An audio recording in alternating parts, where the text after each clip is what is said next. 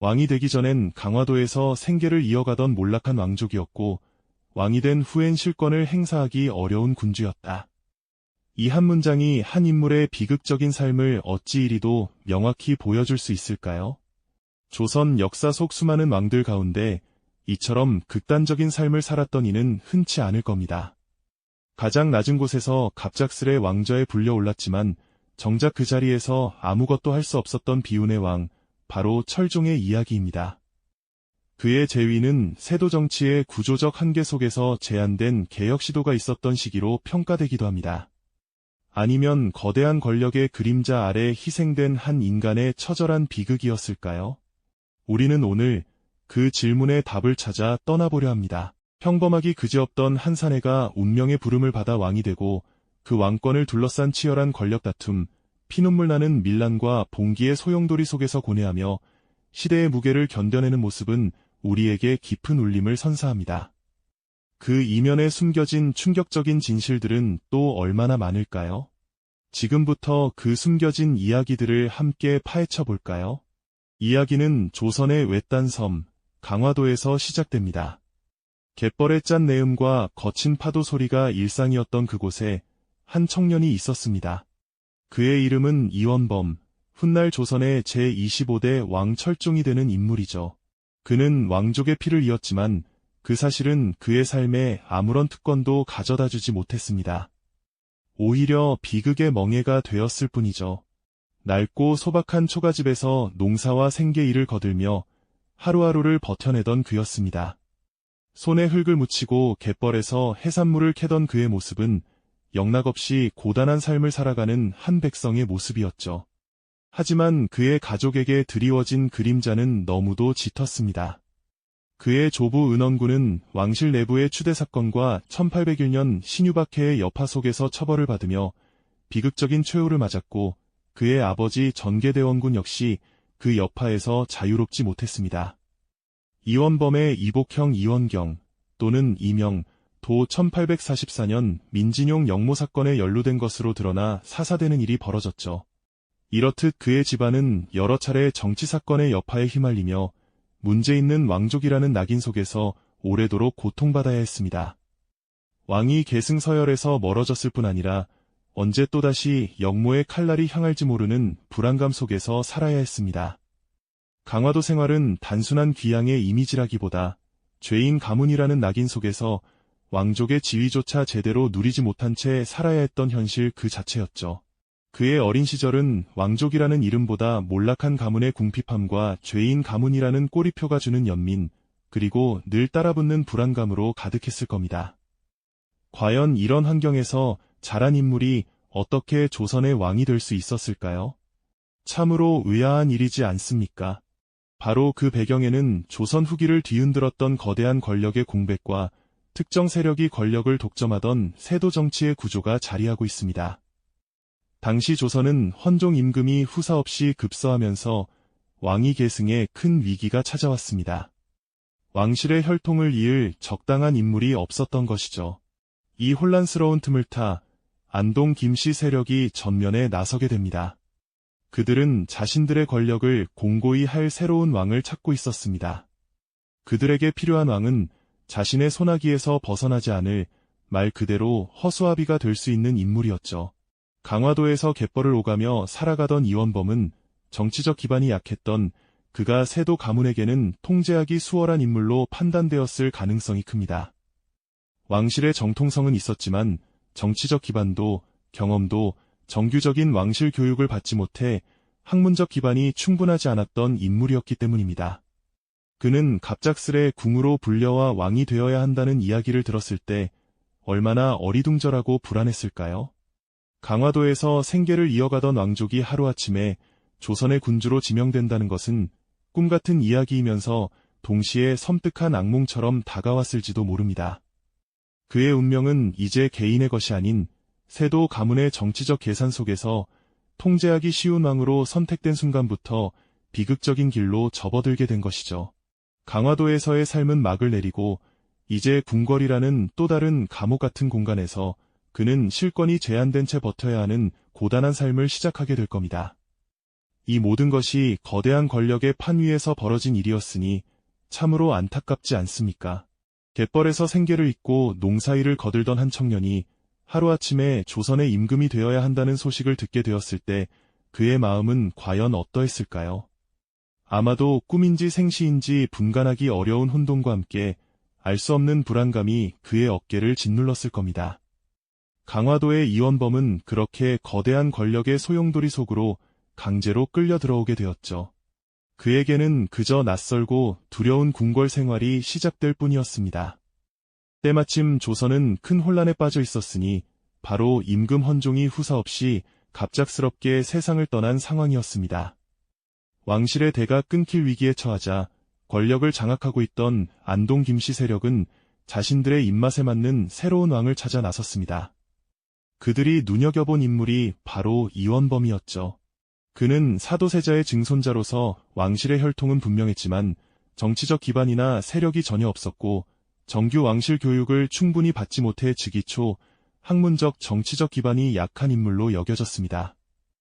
안동 김씨에게는 이보다 더 통제하기 수월한 선택지가 많지 않았을 겁니다.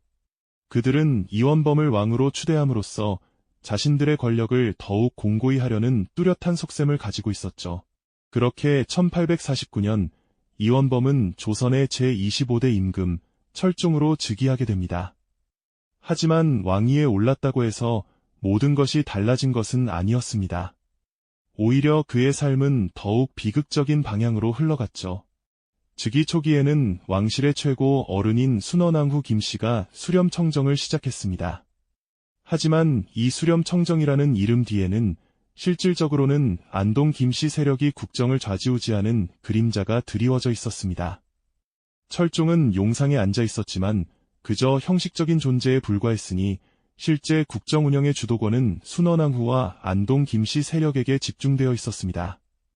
궁궐의 모든 중요한 결정은 안동 김씨의 의중에 따라 이루어졌습니다. 인사를 비롯한 국가의 중대사는 물론 작은 부분까지 그들의 간섭과 영향력 아래 놓여 있었죠. 철종은 자신의 의견을 피력하거나 국정에 참여하려는 시도조차 하기 어려웠습니다. 그가 할 수 있는 일이라곤 그저 묵묵히 상황을 지켜보는 것뿐이었을까요? 그의 무력감과 답답함은 상상하기조차 힘들 정도였을 겁니다. 왕이라는 이름표만 달았을 뿐 그는 여전히 강화도 시절과 다름없는, 아니 어쩌면 더 외롭고 고립된 삶을 살고 있었던 것이죠. 안동 김씨의 권력 독점은 탐욕으로 이어졌고 그 폐해는 고스란히 백성들에게 전가되었습니다. 이른바 세도 정치의 행포는 날이 갈수록 심해져만 갔죠. 관리들은 백성들의 피땀 어린 세금을 가혹하게 수탈했고 삼정, 전정, 군정, 환곡은 문란해져 농민들의 삶은 도탄에 빠졌습니다. 흉년이 들면 굶주림에 허덕여야 했고 양반들은 온갖 편법으로 세금을 회피하며 부를 축적했습니다. 힘없는 백성들은 자신들의 토지를 빼앗기고 자식들을 노비로 팔아야 하는 비참한 현실에 내몰렸습니다. 척박한 농촌 풍경 속에서 고통받는 이들의 모습은 궁궐 안의 화려함과는 극명한 대비를 이루었을 겁니다. 철종은 이런 백성들의 고통을 과연 알지 못했을까요? 왕좌에 앉아 있으면서도 아무것도 할 수 없는 자신의 처지에 얼마나 많은 좌절과 분노를 느꼈을지 우리는 짐작조차 하기 어렵습니다.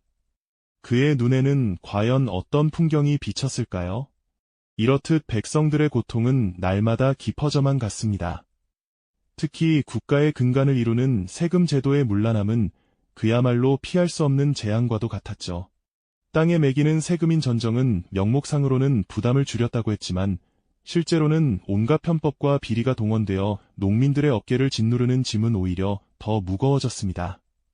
이미 죽은 사람에게도 군포를 매기는 백골징포는 물론 아직 태어나지도 않은 어린아이에게까지 세금을 부과하는 황구첨정과 같은 악행은 백성들의 마지막 희망마저 앗아가는 잔혹한 현실이었습니다.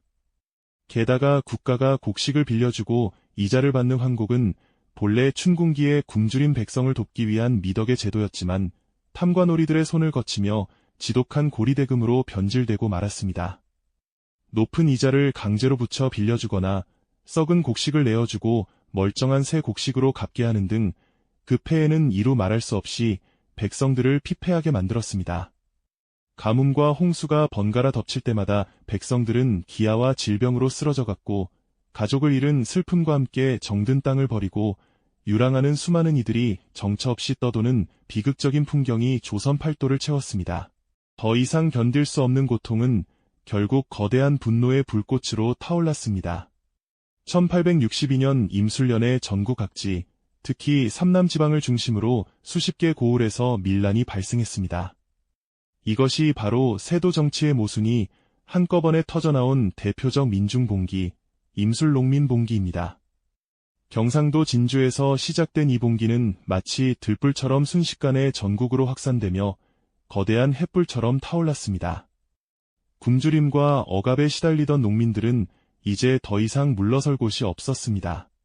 그들은 몽둥이와 낫, 그리고 죽창을 들고 탐관오리의 집을 부수고 부패한 관할을 습격하며 자신들의 억울함을 토해냈습니다. 그들의 함성은 겹겹이 쌓인 산과 넓은 들판을 뒤흔들었고 불타는 관아의 연기는 세도 정치가 쌓아올린 모순과 더는 참기 어려웠던 백성들의 분노를 여실히 드러냈습니다. 힘없는 백성들은 자신들의 삶을 무너뜨린 부패한 수탈 구조와 탐관오리의 행포에 맞서기 위해 결국 모든 것을 걸 수밖에 없었던 겁니다. 이 참혹하고도 절박한 소식은 고스란히 궁궐 안의 철종에게도 전해졌을 겁니다. 그는 비록 왕좌에 앉아 있었지만 전국에서 들려오는 백성들의 피맺힌 절규 앞에서 자신의 무력함을 뼈저리게 느꼈을 것입니다. 아마도 밤늦도록 잠 못 이루며 창밖의 어둠을 응시했을까요? 강화도에서 생계를 잇고 농사일을 거들던 시절 자신과 다를 바 없던 보통 사람들이 겪는 고통에 얼마나 가슴 아파했을까요? 그는 분명 백성들의 아픔을 누구보다 잘 이해하고 있었을 테죠. 왕으로서 마땅히 백성을 구해야 한다는 무거운 책임감과 현실적으로 거대한 세도 정치의 장벽에 가로막혀 아무것도 할 수 없는 무기력함 사이에서 그는 깊은 고뇌와 절망에 빠졌을 겁니다. 그의 마음속에는 아마도 거대한 폭풍우가 휘몰아치고 있었을 겁니다. 철종은 이 심각한 위기를 수습하기 위해 나름의 노력을 기울였습니다. 밀란의 원인을 파악하고 현장을 바로잡기 위해 조정은 박규수를 진주 안핵사로 파견했고 사태가 확산되자 각 도에도 안핵사 선무사 암행어사를 잇따라 보내게 됩니다.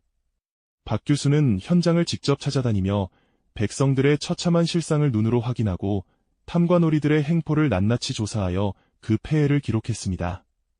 그는 조정에 시급한 개혁을 촉구하는 보고서를 올렸고 철종 역시 삼정의 폐단을 바로잡기 위한 임시기구인 삼정이정청을 설치하는 등 적극적인 의지를 보였습니다.